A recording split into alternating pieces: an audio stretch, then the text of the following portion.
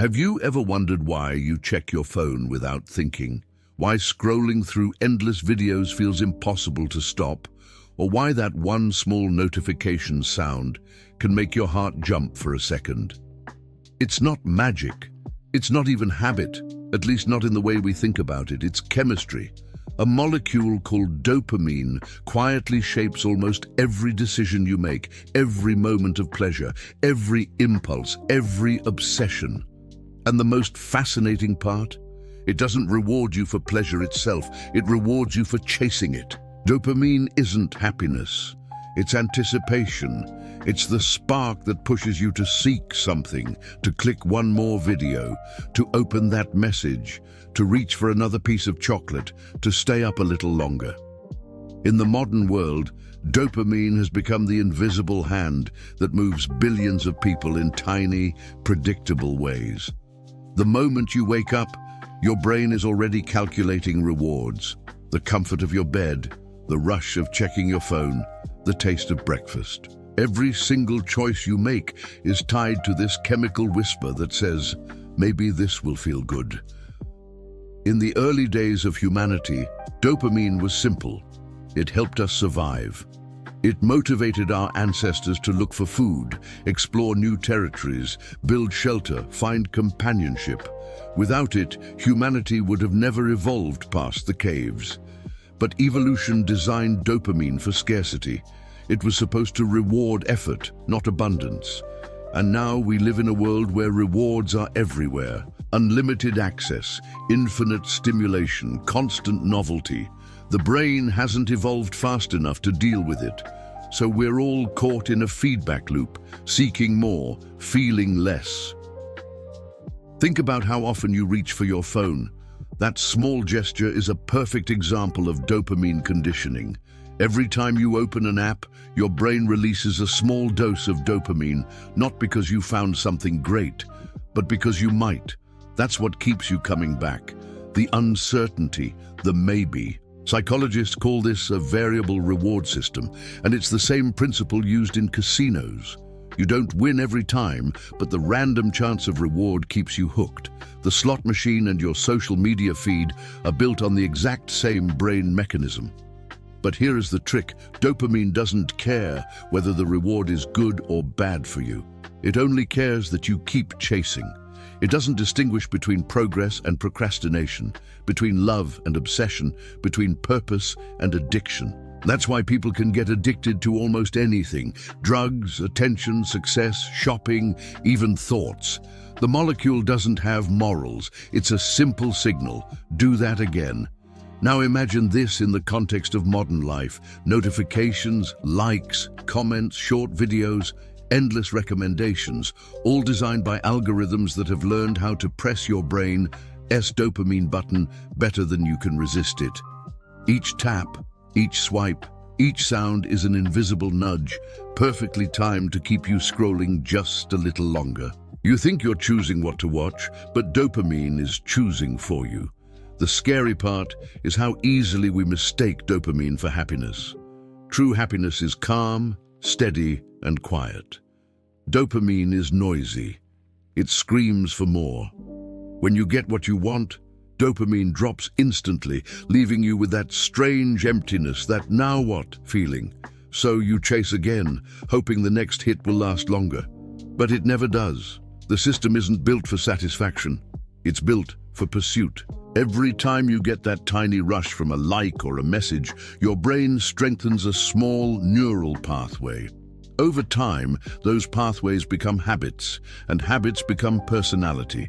You start to identify with your impulses, thinking, this is just who I am, when in reality, it's who your dopamine has trained you to be. The repetition rewires your sense of self. Yet dopamine is not the villain. It's a tool, a powerful one. When you understand how it works, you can use it to your advantage. You can redirect it. The same system that traps you in distraction can also drive you to mastery. It's the difference between compulsively scrolling and patiently learning a skill. The brain doesn't know the difference. It just follows the signals you give it. The key is learning to separate dopamine spikes from true satisfaction. You can't eliminate dopamine, and you shouldn't want to, but you can change what triggers it. For example, instead of rewarding yourself with a video after finishing a task, make the task itself rewarding. Break big goals into small ones. Each step achieved gives you a natural dopamine hit, but one that's earned, not stolen. Over time, this rewires your motivation system from consumption to creation. Let's take a simple example. Studying, working out, learning an instrument. The first few times, your brain resists. It wants instant pleasure. But if you push through the discomfort and repeat the process, dopamine starts to attach itself to the effort rather than the reward. You begin to crave progress instead of distraction. This is how discipline forms on a chemical level. People think discipline is about willpower. It's not. It's about training your dopamine to respond to effort. There's a story about a man who decided to quit social media for 30 days. At first, it felt impossible. His brain craved the micro rewards, the little pings of validation. But by the second week, something shifted. He started noticing details he had ignored for years. The sound of birds, the feeling of silence, the slow rhythm of life. By the third week, he described feeling a new kind of clarity, a calm he hadn't known in years. What really happened? His dopamine balance reset. The noise stopped long enough for his brain to remember what peace felt like. When you constantly flood your brain with quick dopamine, you desensitize your reward system. It's like turning up the volume until you can't hear the music anymore. You need more and more stimulation to feel less and less pleasure. That's why nothing feels exciting for long anymore. The video you loved last week seems boring now. The song that once gave you chills feels flat. The constant chase burns out the very system that's supposed to make life enjoyable. That's why some of the happiest, most focused people practice dopamine detoxing. Not as a fad, but as a mental reset. They limit quick rewards for a while. No social media, no junk food, no endless browsing, just to give their brain a chance to find joy in smaller, slower things again. It's not about denying pleasure. It's about reprogramming what pleasure means. And yet, even knowing this, most people won't change, because the hardest addiction to break is not to a substance, but to stimulation. Our brains crave novelty like lungs crave air. Every scroll, every click, every new notification is a hit of possibility, a whisper that something amazing might be next. The problem isn't that dopamine exists, the problem is that it's too easy to earn. Some scientists argue that we're living through the first generation-wide dopamine experiment in history. Never before have billions of brains been exposed to this much stimulation, this fast, for this long, and we don't yet know the long-term effects. But we can already see the symptoms: shorter attention spans, rising anxiety, constant distraction, a sense of emptiness, even when surrounded by entertainment. The paradox of abundance is that it makes us feel starved. And yet, within this chaos, there's a chance for control. Dopamine doesn't have to be your enemy. If you understand its rhythm, anticipation, pursuit, reward, drop, you can start to work with it instead of against it. You can design your habits around delayed gratification so the brain learns to find pleasure in patience again. The ancient Stoics already understood this without knowing the science. They practiced restraint not because they feared pleasure, but because they wanted to own it, not be owned by it. That's the first step, awareness. Just noticing when your dopamine is pulling the strings breaks part of its control. When you feel the urge to check your phone for no reason, take a breath. That tiny moment of awareness shifts you from automatic reaction to conscious choice. And in that space, you reclaim a small piece of your freedom. Once you start observing dopamine, instead of obeying it, you begin to see the invisible code behind modern life. Every craving, every distraction, every burst of motivation is just data being processed in your brain's reward system. But we rarely notice the cost. Every easy hit of pleasure steals the attention that could have built something lasting. We trade focus for flashes, depth for dopamine. Imagine how many dreams have died, not from failure, but from overstimulation. The artist who can't finish a painting because every time they get bored, they scroll. The student who can't read for 10 minutes without switching tabs. The person who plans a new life every Sunday night, but never takes the first real step.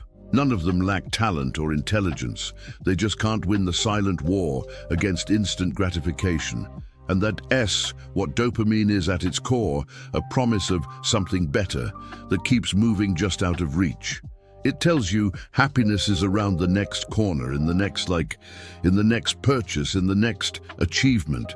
But the moment you get there, it disappears, whispering again, maybe the next one. You start living not in reality, but in constant pursuit. A life measured not by experience, but by anticipation. When you understand this, you realize that the modern world isn't built for your peace. It is built for your attention. Entire industries thrive on keeping your dopamine receptors busy. Social media, fast fashion, streaming, gaming, news cycles, all competing for that one chemical signal. You are the product, and dopamine is the leash. But the irony is that the same system that enslaves you can also set you free.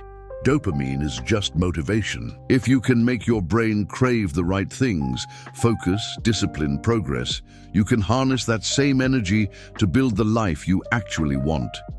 You don't need to destroy the system, you just need to reprogram it. Start small, delay the easy rewards, replace scroll with read, replace consume with create.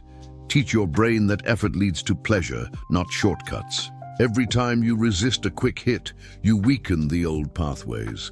Every time you choose patience over impulse, you build new ones. Slowly, the balance shifts. What once felt boring starts to feel meaningful again. Your mind becomes quieter. Your attention sharpens. Life starts to feel full, even in silence. But here's the part few people talk about. When you stop chasing constant dopamine, at first life feels dull. The silence feels wrong. You'll crave the noise again. Your brain will try to trick you back into the old loop. That's withdrawal. But if you can endure that emptiness for a while, something incredible happens. The world starts to glow again.